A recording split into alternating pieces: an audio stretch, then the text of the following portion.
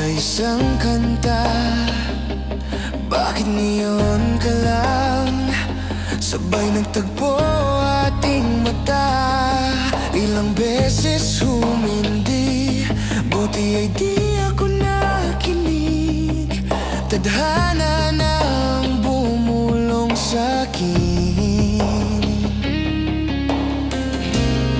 Di ba't sinabi sa'yo